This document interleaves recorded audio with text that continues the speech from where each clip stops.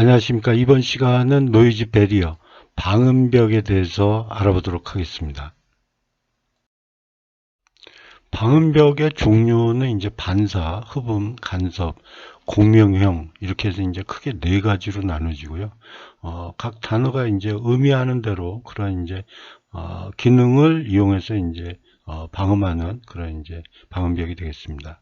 반사형은 이제 보통 투명 아크릴로 이렇게 이제 만들어진다라고 합니다. 그래서 이제 여러분들이 많이 보시겠지만 이렇게 이제 투명한 그런 이제 형태가 이제 반사형이 되겠습니다.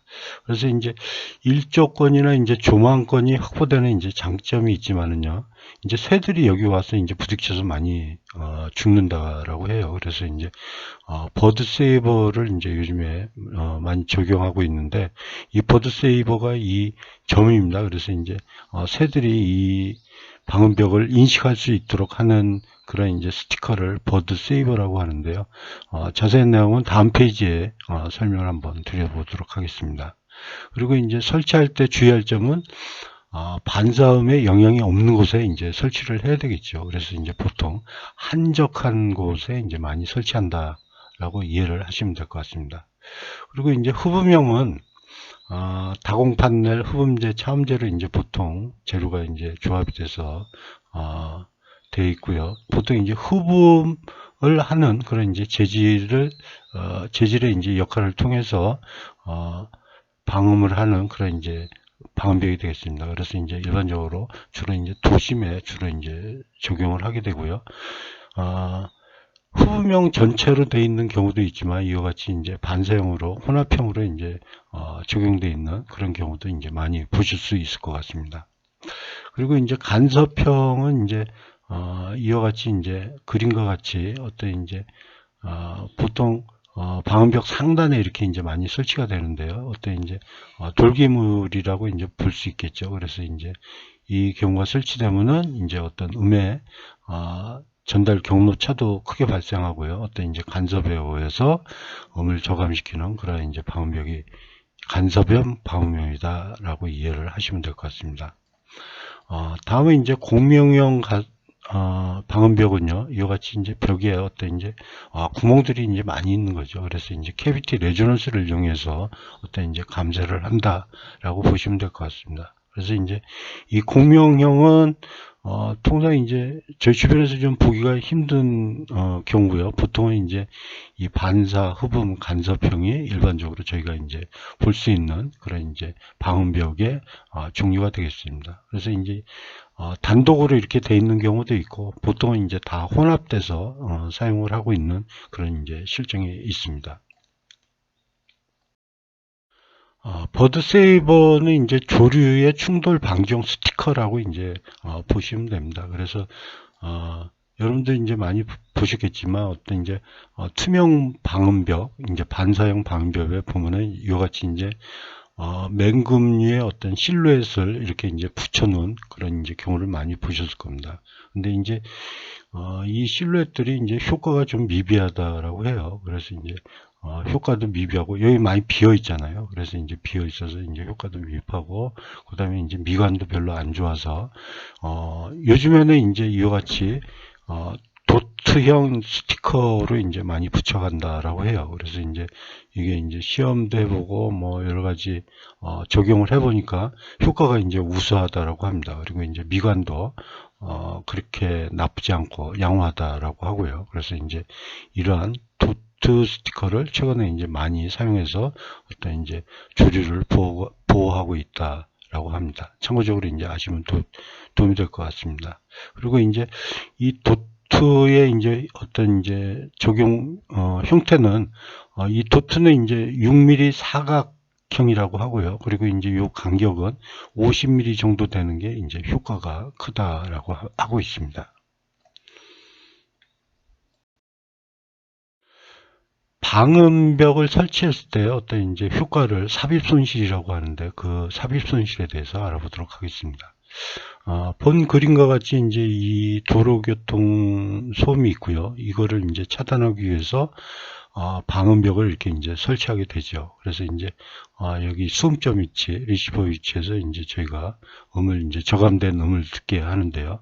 이 벽이 없게 되면 이 음들이 이제 직접 다 전달이 되는데, 이 방음벽이 있음으로써 음이 차단되고, 그리고 이제 음이 전달이 되더라도 이렇게 이제 회절된 어떤 음만 전달되는 그런 이제 경우가 되겠습니다. 그래서 이제 이렇게 돼서 이제 어떤 방음벽에 의한 어떤 효과가 나오는데요. 그 삽입 손실은 이와 같은 식에 의해서 이제 구하게 되죠. 그래서 이제 어떤 회절 감쇄치와 이제 투과 손실치의 합으로 이렇게 이제 저희가 어떤 이제 방음벽의 효과, 삽입 손실을 구할 수가 있습니다. 먼저 그러면 이제 회절 감쇄치를 이제 구하는 방법에 대해서 한번 알아보도록 하겠습니다. 회절 감쇄치는 이제 큰 흐름을 보면요, 이와 같이 이제 전달 경로차를 구하고요. 전달 경로차는 이제 직접 이제 음이 전달되다가 이제 벽이 생기니까 그거에서 이제 회절되면서 이제 경로차가 길어지게 되죠. 그게 이제 전달 경로차입니다. 이거를 구해서 프레넬 남바를 구하게 됩니다. 이제 프레넬 남바는 회절 감쇄를 구하기 위한 어떤 이제 상수다라고 이제 이해를 하시면 되겠습니다. 그래서 이제 이 상수를 구해서 회절 감사치를 이제 구하게 되죠. 이 경우에 이제 직접음과 반사음에 대한 회절 감사를 구하게 됩니다. 그래서 이제 이 구한 값을 두 개를 더하게 되면은 총 회절 감쇄치를 이제 얻게 되는 거죠. 그래서 이제 좀 더 자세히 알아보도록 하겠습니다. 그래서 이제 첫 번째 전달 경로차는 이제 그림과 같습니다. 그래서 소스에서 이제 리시버가 있는데 벽이 없을 때는 이와 같이 이제 직접 전달이 됐을 텐데, 벽이 생김으로써 이제 회절 감쇄된 그 이제 음만 리시버 쪽에, 숨점 쪽에 도달하게 됩니다. 그래서 이제 이 경로차는 A 플러스 B 마이너스 C가 됩니다. 그래서 이제 이게 직접음의 전달 경로차가 되고요. 이제 반사음의 전달 경로차는 이와 같이 이제 이미지너리 리시버 포인터를 이렇게 지정을 하고요. 같은 이제 이 디스턴스, 이 길이 D만큼 여기 이제 반대편에서 이 포인트를 설정하고, 이와 같이 이제 직접음 C, 그 다음에 이제 회절된 어떤 전달 경로를 대문자 AB로 해서 똑같은 방법으로 이렇게 이제 델타 2를 이렇게 이제 구할 수가 있습니다. 이렇게 해서 이제 전달 경로차를 직접음과 반사음에 대해서 구하고요. 다음은 이제 프레넬 남바를 구하게 됩니다. 프레넬 남바는 이제 전달 경로차와 음의 파장과 밀접한 이제 관계 있는 상수로서요. 이제 방음벽에 의해서 어느 정도 회절 감쇄가 되는가를 이제 알려고 할 때 사용하는 수입니다. 그래서 이제 프랑스의 물리학자 프레넬이라는 분이 이제 이런 수를 만들어서 회절 감쇄치를 이제 구하는 그런 이제 방법을 만들어냈다라고 합니다. 그래서 이제 단순히 그냥 어떤 회절 감쇄치를 구하기 위한 수다라고 이제 생각하시고요.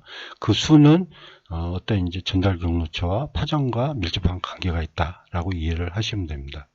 그래서 이제 수식으로 보면요, 이와 같이 이제 됩니다. 그래서 이제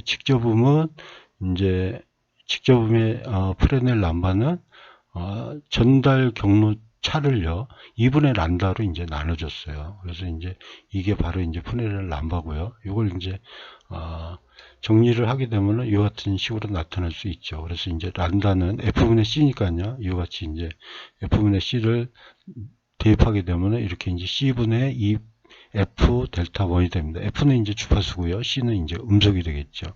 그래서 이제 요거를 C를 이제 음속을 340m/s로 이제 넣게 되면은 N1은 프레넬 남바 1은 170분의 F 델타 1이 되겠죠. 마찬가지 방법으로 반사음도 같은 식으로 구하게 되면은 N2도 이렇게 이제 구할 수가 있습니다. 그래서 이제 프레넬 남바도 구했고요. 이제 회절 감쇄치를 구해야 되는데요. 이 프레넬 남바에 따라서 이제 회절 감쇄치를 이제 구하는 식들이 이제 다 틀려집니다. 그래서 이제 이 프레넬 람바의 수에 따라서 이제 어떤 수식은 틀려진다. 그래서 이제 여러분들이 이 수식을 굳이 이제 알 필요는 없고요. 우리가 이제 어떤 계산을 하고자 할 때 프레넬 람바를 구해서 이제 그 수치에 따라서 이 식을 이제 찾아서 이렇게 이제 풀면 됩니다. 그리고 이제 시험 문제에도 이 수식은 이제 주어지게 되죠.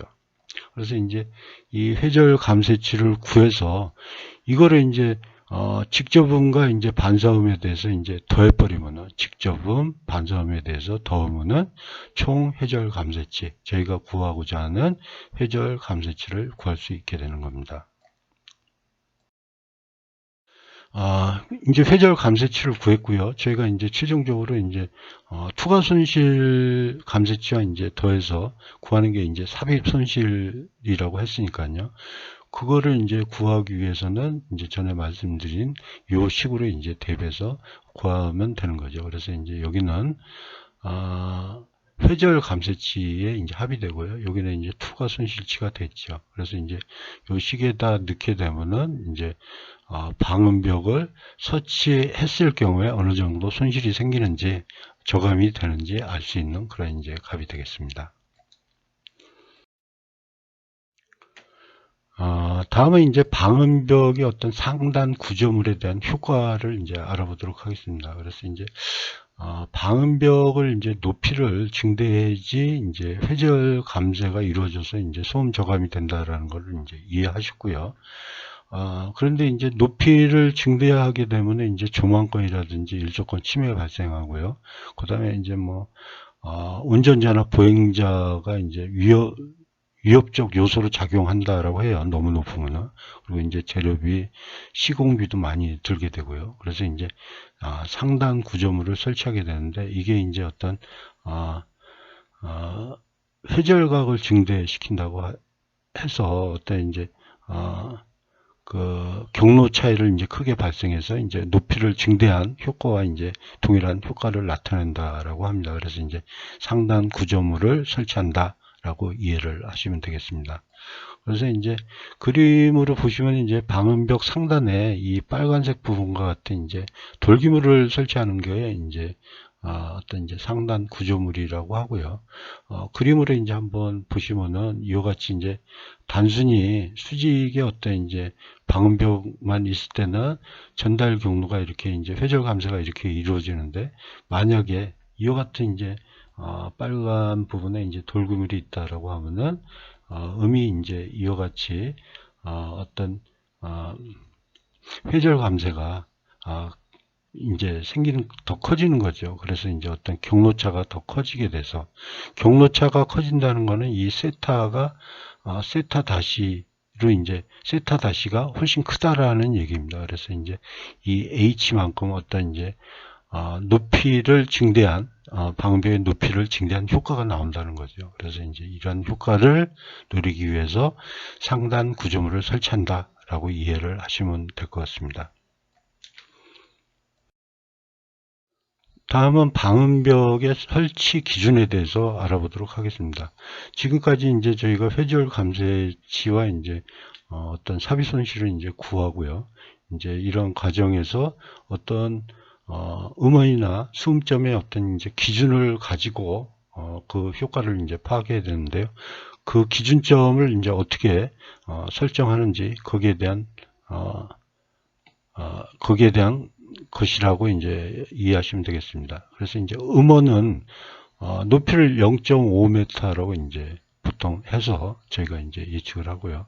그리고 이제 이 방음벽과의 거리는 이와 같이 이제 계산한다라고 해요. 그래서 이제 D1은 가장 가까운 차선의 중심선까지의 거리고 방음벽서부터요. 그리고 D2는 가장 먼 차선의 중심선까지의 거리 방음벽서부터요. 그래서 이제 그 곱의 스퀘어 루트를 씌운 값.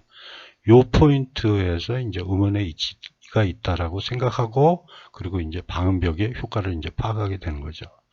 그리고 이제 음원은 선 음원으로서 이제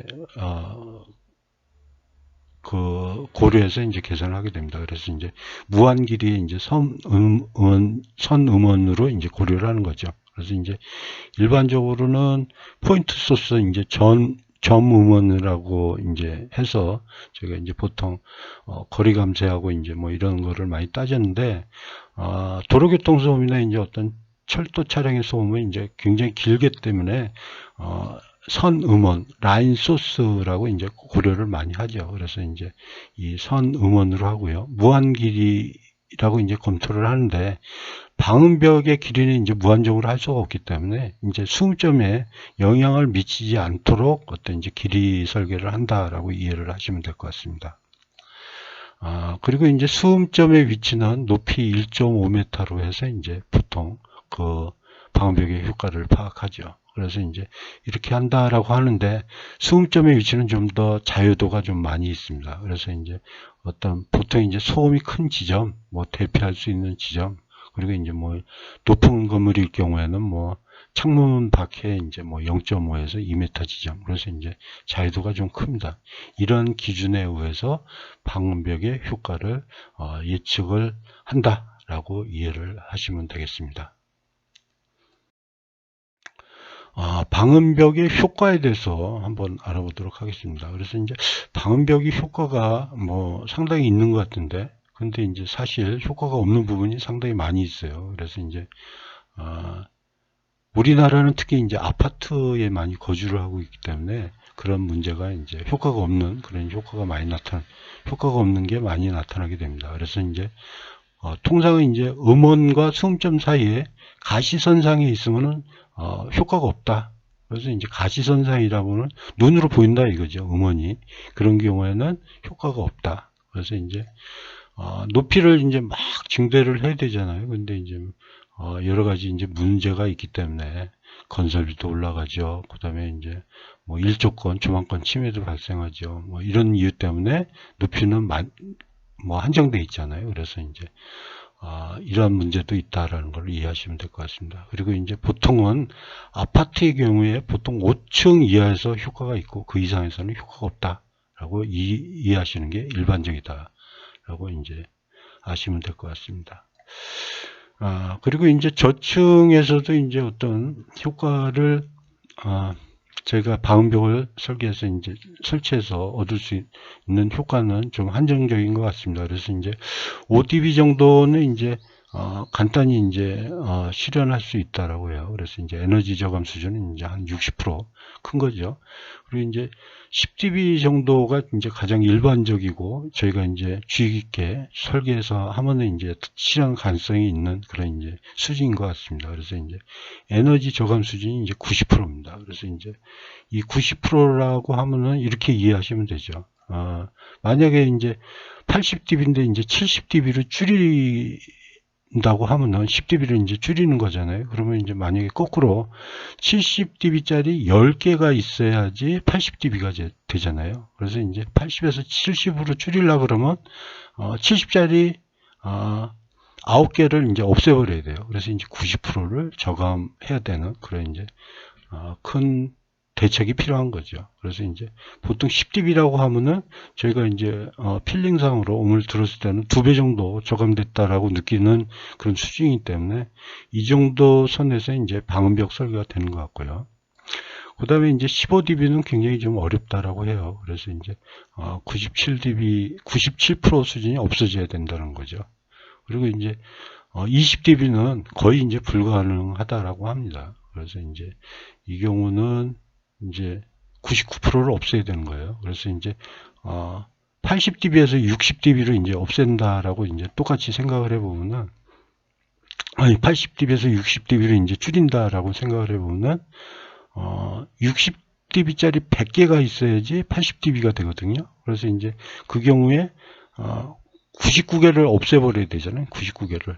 그래서 이제 없애버려야지 60dB가 되니까 굉장히 이제 힘든 값이 되겠죠.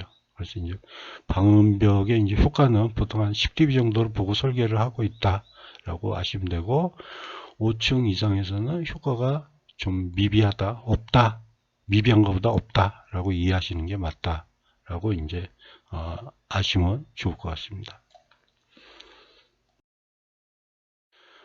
지금까지 이제 뭐 방음벽의 이제 회절 감쇄와 어떤 이제 삽입 손실을 구하는 그런 이제 방법에 대해서 알아봤고요. 그리고 이제 뭐 방음벽에 어떤 구조물을, 상단 구조물을 설치했을 때, 그 다음에 이제 어떤 설치 기준을 어떻게 해서, 방음벽을, 효과를 예측하는지, 방음벽의 효과가, 실질적인 효과가 어떻게 되는지 좀 알아봤습니다.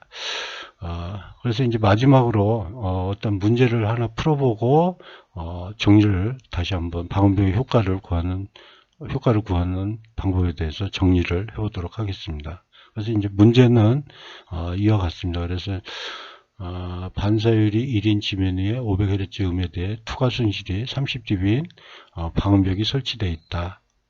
이 경우에 이제 회절 감쇄치와 삽입 손실을 구하시오. 단프레넬 남바에 따른 회절 감쇄치는 이렇게 이제 이 식을 통해서 구한다 이렇게 되어 있어요. 그래서 이제 이 문제에서도 이제 500Hz 음이라고 했는데 우리가 예측할 때도 이제 500Hz로 통상 한다라고 합니다. 그래서 이제 도로교통소음은 대표적인 주파수를 500Hz로 해서 계산을 해서 저희가 회절 감사치를 실제 업무에서도 이제 구한다라고 하고요. 다른 이제 특수한 경우에 뭐 어떤 철도소음이라든지 뭐 하여튼 뭐 이런 경우에 자기가 특별히 어떤 이제 관리를 하고 싶을 때는 어떤 주파수 분석을 통해서 대표적인 주파수를 찾아서 이렇게 이제 계산을 해도 될 것 같습니다. 문제를 풀어보도록 하겠습니다. 그럼 이제 첫 번째 회절 감쇄치를 구하기 위해서는 이제 직접음에 대한 회절 감쇄치를 구해야 되겠죠. 그래서 이제 먼저 구해야 될 게 이제 경로차, 전달 경로차를 이제 델타원을 구해야 되겠죠. 그래서 이제 A, B, C 해서 이제 구해보는 2.04m가 나옵니다. 그래서 이제 이 경우에 예를 한번 들어보겠습니다. 그래서 이제 A가 이제 빗변이니까요. 밑변은 여기 이제 3m가 되고요. 그 다음에 이제 높이는 이제 여기가 방음벽이 4m니까 여기가 이제 0.5m니까 4-0.5가 되겠죠. 그래서 이제 뭐 루트 뭐 3의 제곱 플러스 뭐 4-0.5니까 3.5가 되겠네. 3.5의 제곱 해서 플러스해서 이제 루트 시키면은 A가 나오겠네요. 그래서 이제 이와 같은 방식에 의해서 ABC를 구해서 이제 경로차를 구하고요. 프레넬 남바를 구해서 여기 이제 회절 감쇄치는 이 식에 계산한다 그랬으니까 이렇게 넣어서 계산하면 16.4dB가 나오죠.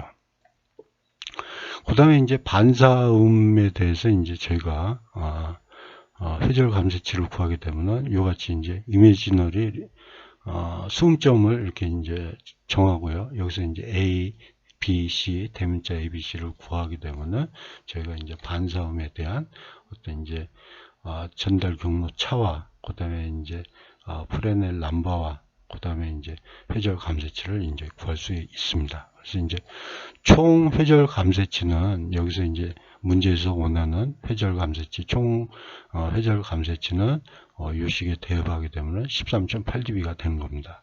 그리고 이제 삽입 손실치는 이 구한 회절 감쇄치 13.8dB야 그 다음에 이제 투과 손실치 30dB가 있잖아요. 이 값을 넣어서 계산하게 되면 13.7dB가 됩니다. 그래서 이제 이 경우에 이제 거꾸로 저희가 해석을 하게 되면은 투과 손실치가 굉장히 크기 때문에 여기 리시브에 전달되는 음은 거의 이제 회절 감쇄치에 의해서 영향을 미쳤다라고 이제 볼 수가 있는 거죠. 그래서 이제 이와 같은 의미에 의해서 저희가 다시 한번 회절 감쇄치와 삽입 손실치를 구하는 방법에 대해서 검토를 해봤습니다. 다음은 이제 참고적으로 좀 말씀을 드리고 싶은 게 있어서 이와 같이 이제 정리를 해봤습니다. 그래서 이제 도로교통소음 저감을 위해서 이제 방음벽을 설치를 하고 있는데요. 도로교통소음을 저감하기 위한 이제 근본 대책이 뭐냐? 우리는 이제 아파트에 많이 살고 있잖아요. 그래서 이제 고층 건물에 많이 살고 있기 때문에 이 경우에 이제 5층 이상은 이제 효과가 거의 없다라고 해요. 그래서 이제 이 그림과 같이 요즘은 이제 방음 터널을 많이 설치하고 있죠. 그래서 이제 이게 아파트 밀집 지역에 보면은 이와 같은 이제 터널을 많이 보실 수가 있을 겁니다. 그래서 이제 이 방음 터널이 어떤 이제 근본 대책이 되고요. 또 하나의 대책이라고 하면은 어떤 이제